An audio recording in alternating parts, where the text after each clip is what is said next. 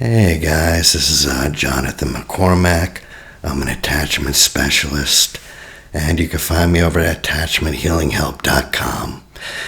And I want to talk about relationship OCD. There's a lot of people who don't believe that's a thing.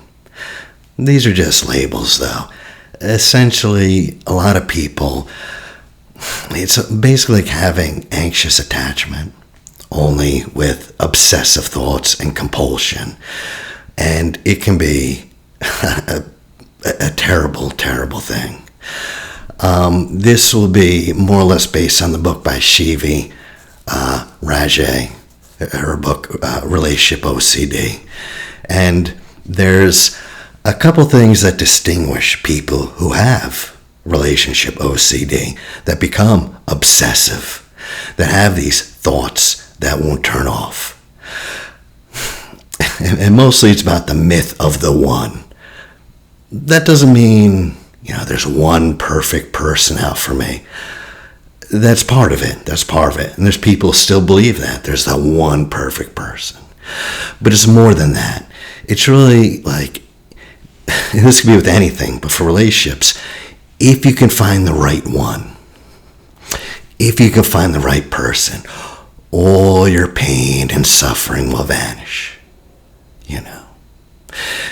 Now, people with OCD, this can leak into other things. So I know people that are like this with job. As soon as I get that job, I can just rest and I'll know what I'm doing. And I know people that even in their 60s are still thinking like that. Their 20s, as soon as I get married, okay, they get married. As soon as I get the job, okay. As soon as I get in my position, stabilized, okay. As soon as we pay off the mortgage, okay. As soon as the kids leave the house, okay. As soon as on and on and on.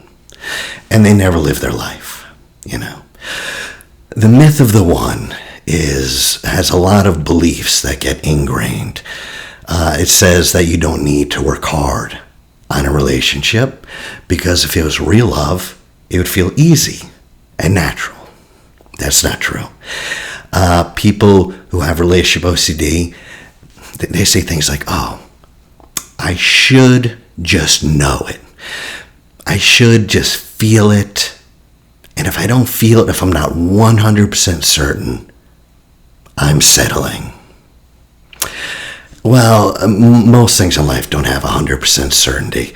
Indeed, very few. Life isn't a math equation. But good relationships don't just happen to us. First of all, you have to learn, but also they have to be cultivated in an environment.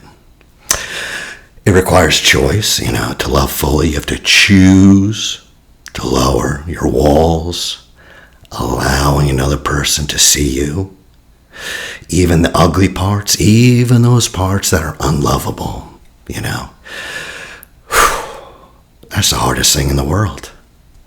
Love is the hardest thing in the world for a certain type of person. And I think for most people, because the truth is that real love requires a profound tolerance of uncertainty. Well, if you're an anxious person, that's the one thing you hate. You hate uncertainty. And true love, I'm saying true, you're probably thinking, deep, committed. No. But a real love, a real relationship requires risk, a great risk, and the willingness to keep walking forward when you don't know. You don't know what's up ahead. But not only that, you're terrified to find out. Relationship OCD. These are people with thoughts, what if I'm with the wrong person? What if I'm just settling? Am I really compatible? How would I know? In fact, am I just fooling myself? Just pretending that this is true love, And you don't just have those thoughts, though, okay? With people with any kind of OCD or anxious attachment, they think very quickly. But if you slow down, you'll notice several things are happening. You probably think those obsessive thoughts are anxiety. But they're not. They're not. The anxiety is separate. If you slow down, you realize there's sensations in the body. There's emotions like anxiety. And then there's the thoughts. And the thoughts don't need to lead to the anxiety. You can have the obsessive thoughts without all that anxiety. That can happen, you know. And the truth is, with OCD, real relationship OCD, it never goes away. I know people aren't going to like that. It can lessen greatly. It can become quiet. But the truth is that it'll be in the background. It'll be buzzing. And it won't control you. It won't control your life. Because with this type of anxiety, there's the anxiety. Then there's the things you do to avoid the anxiety. The compulsions. Going on Reddit for 100 hours, searching, reading, whatever. And then there's how that affects your actual life. This is the most important thing. This is the only thing that's real. Your actual actions in life. And indeed, it's a bit controversial, but Irvin Yalom, the psychologist, used to say that it's only in action where real character is built. It's not in your head. It's when you take action, you know? And so you want to get to the point where all these obsessive thoughts don't call the shots. You do, you know? You have to get to the point where you realize that your anxiety isn't going anywhere. And the reason is because anxiety is life. Life is uncertainty. Life, we have such little control. You know, we do what we can, of course. But people say they want to live with anxiety. They're saying they don't want to live. They're saying they want nothing to do with life. Well, I don't blame you. I really don't, you know. But you can learn to coexist with it. You can actually pull out a table. Allow the anxiety to be part of you. It's who you are. And you can welcome it. You can welcome it to the point where it no longer interrupts your life. It's there. It's at the table. And you're eating. And you see your anxiety. But it's not interrupting you. It's not causing a fuss. It's not ruining the quality of your life. Because this is something that people who are anxious or relationship OCD really don't get. But no matter how hard your mind is going to try and convince you otherwise, you don't need to know if your partner is the one. You don't need to be certain that you love them. You don't have to be certain that they love you in order for this to be a great relationship. To have real love. Those questions need not be answered. They can stay uncertain. I know that's radical. How can that be? You need to know in order to, and I have clients and I say, you know, so what needs to happen? I need to know this. That information doesn't exist. It simply doesn't exist. You'll never know it. And you want to be reasonably, you kind of want to have some clues, right? And I get it. Well, if I'm not going by that, what am I living for? How am I making my decisions if I'm not certain I love them, if I'm not certain they love me?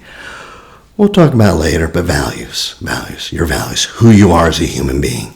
That's how you act. That's how you make your decisions. Because you want to be the same type of person no matter what the answers are, you know. So for this relationship, you actually need to knock down your defenses. And that's because fear blocks attraction. You know, when you're dating, you're trying to make the other person comfortable. Humor, you know, why do women love humor? Because it puts you at ease. It's tension. It kind of, you know, it's just comfort, you know. It dispels that kind of tension, you know. And fear blocks love, you know. So, that's up to you, if you want the love you seek. You will have to let go of fear and embrace uncertainty. You will have to learn to live an uncertain life. You'll probably need to redefine what love is, what love looks like, what it feels like. The kind of love that heals us and inspires us is a daily habit. It's a habit. It's a habit of continuously, a commitment. Love requires a commitment. It's not a feeling. It's a commitment to always turn towards the other person, your truth, instead of moving away. So they say this, that bothers you. And if it's worth it, if it truly bothers you, you can ignore it. You can say, I don't want to upset them. But if you do, you know you're going to get resentful. And it's going to blow up. It's going to. So I don't want to, but I'm just going to say this thing anyway. I'm going to move towards, I'm going to stay open. And by the way, that doesn't mean, you're just totally comfortable. No. You still have the feeling like you want to run and hide. But you just trust it'll be okay, even when there's no path ahead. Even though I don't know how to move forward here. You don't need to. You don't need to, Why? Well, you'll follow your values, your inner values. But, Eric Fromm, one of the most brilliant psychologists, and I consider him a philosopher too. Eric Fromm said that love requires discipline, concentration, patience, faith, and the overcoming of narcissism. It isn't a feeling, it's a practice. A practice. So there are people who fall in love like the first 2-3 months. That never works out, period. That'll never happen. And that isn't love. And by the way, no one will believe that. But I've talked to them. And I'll sit there. And what it will mean is that might be the most meaningful thing in your life. I'll grant that. That might make you, for the first time in your life, feel alive. I'll grant that. It might feel like your life was black and white. And boom. It's like discovering sex. It's discovering something new. But that's still not love. You don't even know if you like that person. You don't even know that person. It takes a good 3 years to really know someone. But you certainly don't know someone in the first 6 months. That's, maybe it's trauma bonding. Maybe it's you just triggering each other. But love, it's a daily practice. It's a practice. It's not a feeling, You're committed to do the things you need to do to guard that feeling, So people with relationship OCD and anxious attachment, their whole lives are trying to solve the burning questions. That's how they think they'll find relief. Because what do you want? I mean, think about it. Do I love him? Do they love me? On and on. You want to feel at peace. Once you have that answer, you will feel at peace. That's the feeling you want to get. You can get that feeling. I'm not saying you can't. You can. You can get the feeling. But you can't get the answer often. And in fact, attempting to solve that chronic doubt is the exact wrong thing to do. That's what gets you in trouble and keeps your anxiety alive and well. The very process of trying to fix it. And believe me, I have clients, and I can be the same way in my life, and they want to know. They want to know. Why this? Why am I like this? Why am I like that? In fact, boy, they're better than Freud. They tell me all sorts of things. Like, my partner said X, and boy, I think I did this because my father did Y. When I was a kid, my mother did this, and I think this is why it happened. And they think if they figure it out, if they connect all the lines, like that movie, A Beautiful Mind, trying to connect all the lines, all the dots. Once they figure it out, then they'll feel at peace because they'll know the next thing to do. They think their rational mind will give them that information. And I know you're probably thinking like, well, yeah, I had someone ask me this way. I'm not supposed to figure out if I truly love my partner? Am I not supposed to try to figure out if they truly love me? Am I not supposed to see and try to figure out if I'm making the right choice? Yes, that's exactly what I'm saying. I know a lot of people probably just shut off the video right then and there. But it's the truth. I think about it, what you've been doing up until now hasn't been working. At least grant me that, if you're watching this video. My premise, and see if it's true in your life, just see your experience. Forget about theory.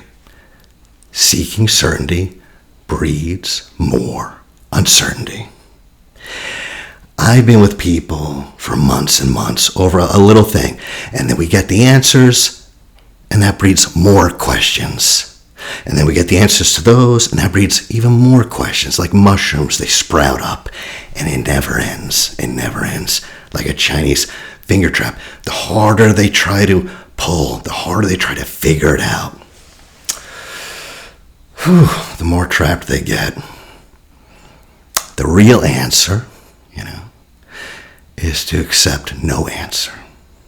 I know it's confusing, counterintuitive, but that's the point, Fighting your anxiety, solving away your anxiety hasn't worked. It hasn't worked. And people who are ready to work on relationship OCD, they have to get to that point. They have to get to that point first, until they're willing to try something entirely different, So I get it. Like, how can I move forward without knowing, the answer to all these consequences? You're going to write down your values. You're going to know who you are. You're going to know what direction you want to go. And that's how you're going to live your life. We'll get into that later. But the point, here's the point. Give up the fight. Give up the fight. Think about it. It's almost like the mind's a chessboard. And you got all the white pieces and the black pieces. And those pieces are the bad pieces, the bad thoughts. I'm ugly, I'm unlovable. I hate those pieces. These pieces are the good pieces. Yeah, they tell me I'm great and I'm worthy. And I want these pieces to beat those pieces. And the problem is, regardless, you're at war with yourself. Give up the fight. Give up the fight. Be the chessboard. Don't be the good thoughts. Don't be the bad. Be the chessboard. I can say that relationship OCD is one of the most excruciating mental problems out there. BPD is up there. But the anxiety and the torment, and people just torment themselves, it is truly, like, these people are survivors. They don't think so. I do. They're survivors.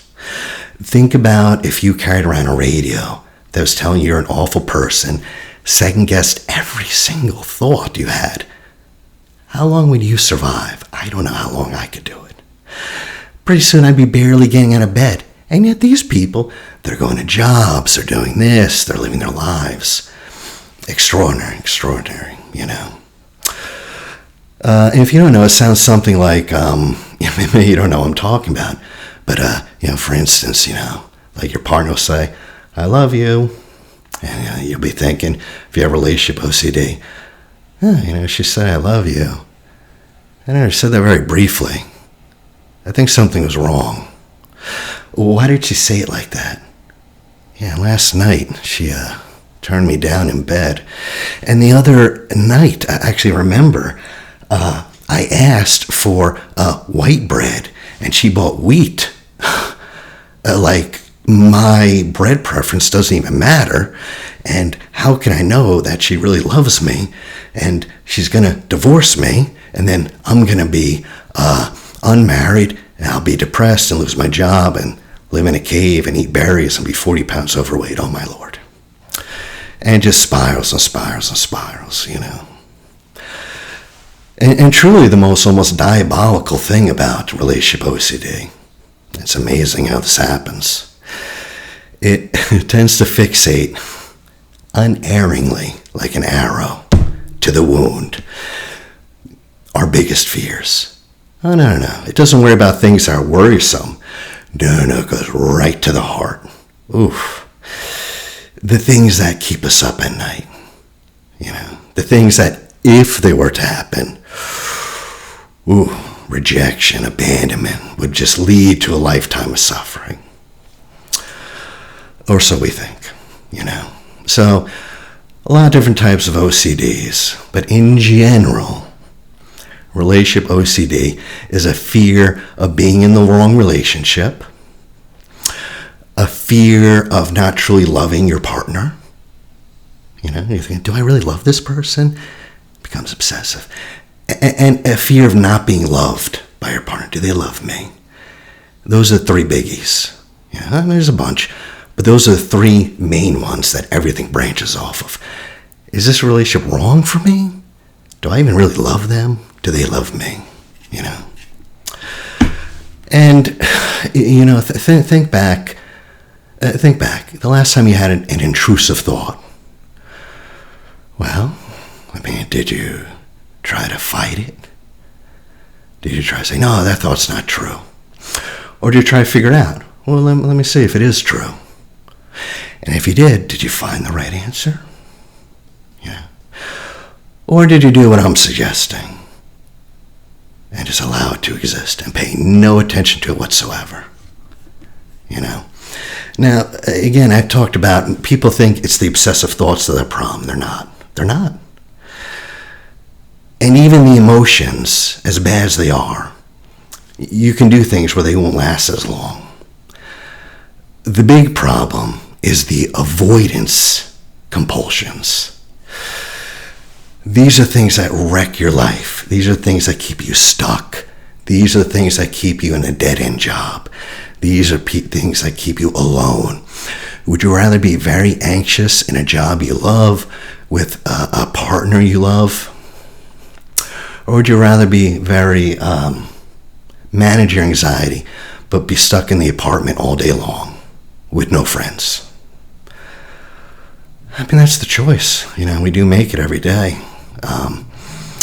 So avoidance compulsions are huge. Anytime you avoid anxiety by avoiding the trigger that would have caused it is an avoidance compulsion. So what are the examples? The main ones for avoidance are avoiding intimacy. You just avoid it completely. And that's really, you have a fear of having unwanted thoughts or not feeling enough. Like, why would you not want intimacy? Because every time I'm in an intimate relationship, I'm plagued by this thought that I'm not enough, and it just eats at me. Of course I'm not going to date. Of course not. Another avoidance compulsion you see a lot is people have this fear of leading their partner on because they're never 100% certain that they love them.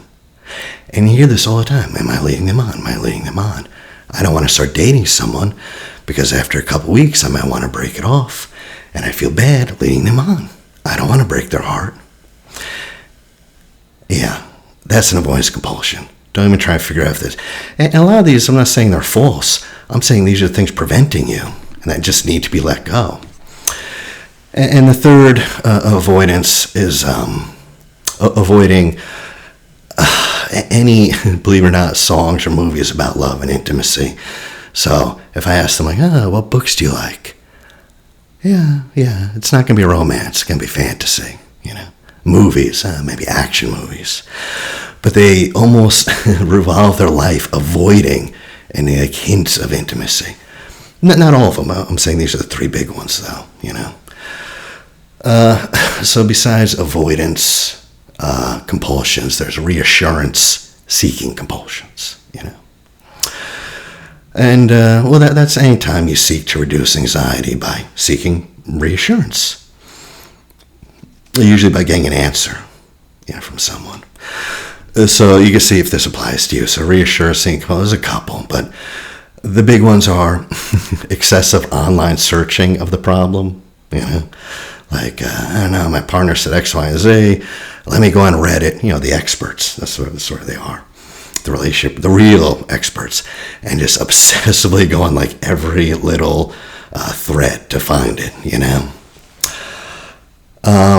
Excessive discussion with others about your relationship. You ever see those people? We all have those friends.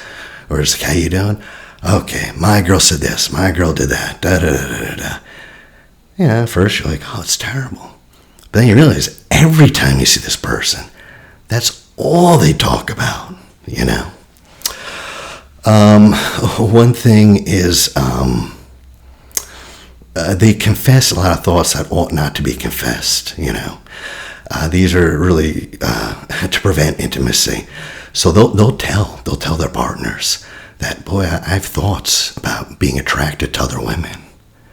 Yeah, I worry that I might be unfaithful, Well, if you have OCD, these thoughts are going to roll around your brain.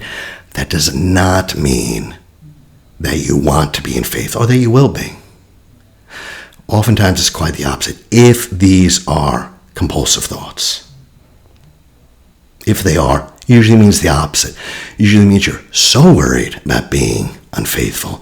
They keep thinking, I better not be unfaithful. I better not be unfaithful. I better not be unfaithful. Unfaithful.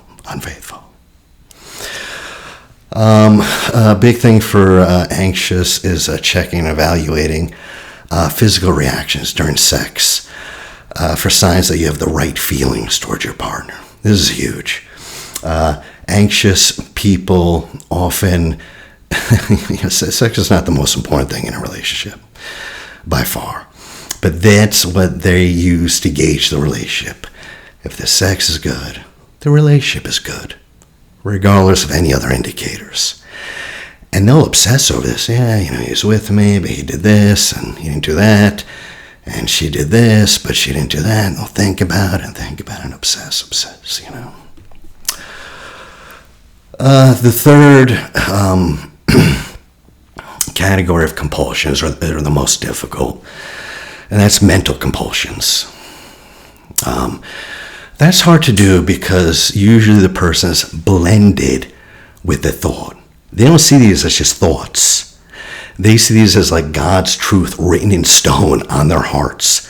These are not probable. These are not, I'm 97% sure. No, these are like dead certain.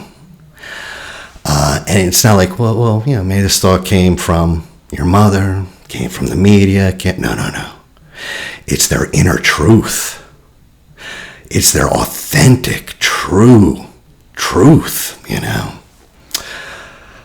So that kind of impulsion, it feels like overthinking, but that's kind of like mentally ruminating on the rightness of the relationship. Is it right? Does it feel right? Is this right? Trying to solve the problem if your partner is the right one for you. It's upset. Are they? Reviewing pros and cons. Seeing if you behaved in a way that would prove or disprove your love for your partner. Oh, geez, would I really go out of my way and drive 6 hours for her if I didn't really love her? They're trying to figure this out not from the inside out, not from their heart, but from the outside in, rationally. Looking for outside clues. Not, what was I feeling that I did drive 6 hours? But what does that mean? What does it mean I drove 6 hours? Does it mean I really I must love them, right? If this is you might want to grab a notepad and just see what intrusive thoughts feel the most pressing. And then next to it, see what compulsions you've been engaging in to relieve them, And the basic idea is that, I'm saying you have these anxiety and these compulsions. Here's the big trick. The compulsions keep the anxiety alive. The thing you're doing to lower your anxiety in the long run keeps it alive, So that's how this works, right? So basically it's like this. This is basically like Skinner and the rats. Skinner train the rats, press a lever, get a pellet, Okay. Then he'd like electrify the floor, and it's like, negative reinforcement, press a lever, the floor turns off, and we're more complicated, but basically that's why we engage in compulsions. We experience relief, pellets, when we engage in a compulsion that temporarily eases our anxiety. Well, if that eases our anxiety, we're probably going to press that lever a lot. We're going to keep doing it again and again and again. If we're anxious and we doom scroll for 6 hours and for 6 hours I just phased out. Well, it worked, temporarily. You're going to keep doing that. You're going to keep going that, So one way is to avoid, to avoid those ruminations. Or you can seek reassurance, whatever it is. But it goes obsessive thoughts first, not anxiety, just obsessive thoughts. Then anxiety. Oh, no. Then the compulsion. Oh, I'm going to go on Reddit for 100 hours. Temporary relief. Which leads back to the obsessive thoughts. Because your brain has just made an extremely unhelpful connection. It's beginning to think that anxiety can be solved. Yeah, that's a dangerous belief. That belief will keep you stuck for decades. It begins to believe your anxiety can be solved. And I believe Jung said, he's probably exaggerating, but he said, all neuroses, all come from an inability or unwillingness to experience legitimate suffering. It's just, as the Buddha, life is suffering, and so it's part of the component, So they believe they can get rid of the anxiety, it can be solved. They just have to do whatever it takes to get there. You just got to push a couple more, 1,000 levers. Keep asking your partner, do you love me, do you love me, do you love me? Keep figuring it out. Repeating the same compulsion, And those answers will come, and you'll be soothed, So the way this works, and you see, this is a real example, not mine, but with a friend. I don't want to use clients, but a friend, this girl I knew, was obsessed that her boyfriend was dumb. He's like, I don't want to walk around with a dumb, and she was a PhD student, and kind of a big nerd. And she used to be like, I'm afraid so her thinking would go, how can my boyfriend be so dumb? How could he not know that whatever nerdy thing, Gandalf in the Lord of the Rings, doesn't use elven swords to fight dragons or whatever it is? I know. I will ask him a bunch of questions. And she'd ask him a bunch of questions, and he'd prove himself. Smart guy. Oh, I was anxious. I asked some questions. Now I'm reassured. It doesn't stop there. It will come back. But do I really know he's a smart guy? And now it will come back. Instead of 20 minutes, it'll be 15 minutes, then 10, then 5. And then this thought will be constantly rolling around. Are you sure he's smart enough? How can you tell? What makes someone smart, And since you had the first experience of getting relieved by asking questions, you'll keep doing that. You'll do that for years. Every time you're like, oh, maybe he's an idiot. And discuss it. Okay. Ask your friend, hey, do you think my boyfriend's an idiot? Do you think my husband's an idiot? Do you? Constant. Oh. And the moment you think you can solve it, it'll just keep repeating. You'll keep pressing that button,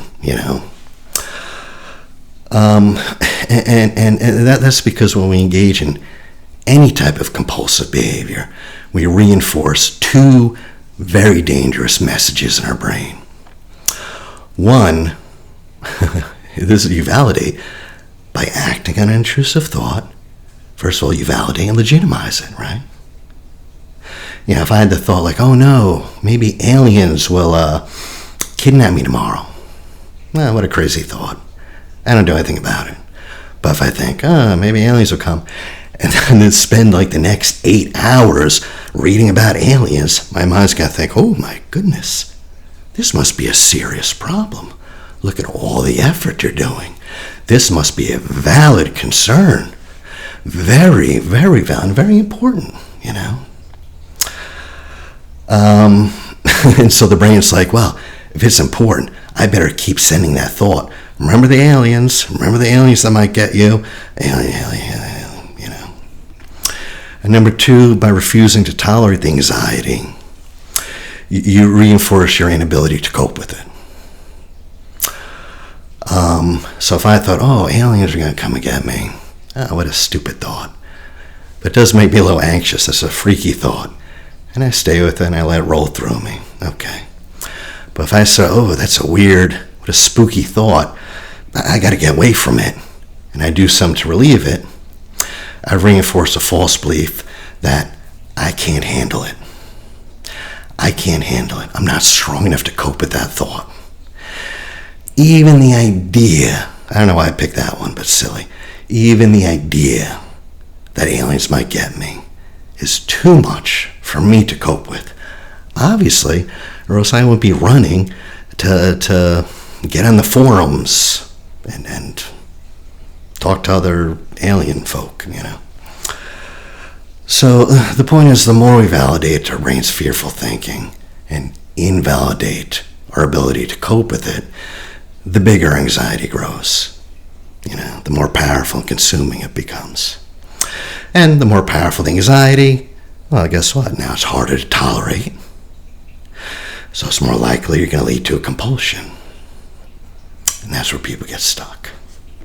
You know. So there's 3 things if you do want to deal with this, and they're hard to swallow. These are the ground rules, though. Number 1, you can't control thoughts. So if you're seeing someone and hoping, I hope these thoughts will stop, that ain't going to happen. They can lessen, they can get quiet, they can be in the background, they're not going to stop. Maybe. Well, no, they might, but not because of anything you do. You can't control them, you know. Number 2, you can never control the feelings that accompany these thoughts. You have these thoughts, and naturally feelings are going to come. You know, if we practice, you know, there's things we can do. I'll talk about them. Those emotions might go through very quickly. They might, you know. But you're not responsible for the emotions you feel, you know. You don't sit there and be, I'm going to make myself anxious for the next 6 hours. And because you're not responsible, you don't control it. So number 1, you can't control your thoughts. You can't control the feelings. You can control only one thing, your reaction. And that's it. That sounds bleak, but it's not. That's actually enough. That's actually enough, because when you stop reinforcing the absolute need for certainty at the heart of this whole thing, your OCD begins to die down. It's not important any longer that you absolutely have to find the answers. And when you stop doing the compulsions, your brain gets it. Like, oh, I'm not doing this. I'm not running away from these unpleasant feelings. Maybe they're not so bad. Maybe I can handle them. You know. I will say also that in our culture, it's just insane. Romantic love has taken on a spiritual importance. I mean, we no longer live in a world of gods and a magic enchantment. Now it's the age of the machine and materialism. And the only thing that's still a bit magical, the only thing that's mysterious, the only thing that still has that magic, because we can't control it, is love. You know, it's sex, but love. You know, love's one of those things that's so mysterious, it comes at you, and oh, and we've elevated that, you know. So it's no longer sufficient to have a good enough life. You can't have a good enough life. Even though everyone has ever lived, you know, they woke up, they were a peasant, they did what they had to do. No. And you also can't have a good enough love story. No. Robert Johnson, you know, the Jungian philosopher, I like him. Yeah, he said romantic love is the single greatest energy system in the Western psyche. Isn't that interesting? The thing that's moving Western culture, he believes, the thing that's most energized, is the idea of romantic love. I think that's so interesting. He said romantic love is the single greatest energy system in the Western psyche. He said inner culture has supplanted religion as the arena in which men and women seek meaning, transcendence, wholeness, and ecstasy. Wow. To be whole, to transcend my ego, to experience ecstasy. Well, geez, people used to go and meditate in a cave for 60 years to get that. They used to sacrifice and pray and get down their knees and devote their lives to the poor. And we expect, who would give us that? God. That's who gives us this, the creator of the whole universe, the God. And that's the pressure we put on another human being today, because we don't have that, or culture in general. So that person, who's so flawed, who's so broken, who's just another struggling human being, hurting for love, has to be my lover, my friend, my emotional support, my intellectual equal, my savior. Well, one thing I realize dealing with people who are anxiously attached and have kind of relationship OCD, they usually have very little going on in their lives. Average person, in a long-term good relationship, they have like 3 or 4 friends. They spread their attachment needs out. They have a spirituality. They have a purpose. They have a job that they dedicate themselves, or a cause. They have a lot going on. That one person is not everything. Love, when we are all very religious, wasn't the be and all, because there's heaven and there's this and there's that. And now it's like there's nothing except you. Whoa, geez. Our jobs are more and more meaningless. We are more and more replaceable. It's grim, and we're so desperate. But think how frightening it is. Women hate to be put on a pedestal. Like, oh, you're so great. Because they're like, I'm just a human being. I'm not a goddess. I can't save you. So, I'll make this into a series, but I'm just kind of going into what relationship OCD is. And it's about 110 degrees in this room right now. And I'm sweating, so I'm just going to wrap this up right now before I melt. But to conquer this, you need to upend your expectations of what a partnership should be. We always say should be. Just doing that will relieve the pressure valve. It'll give anxiety a lot less reason to blare that alarm. So I'll just leave you, if you're wondering, is this me?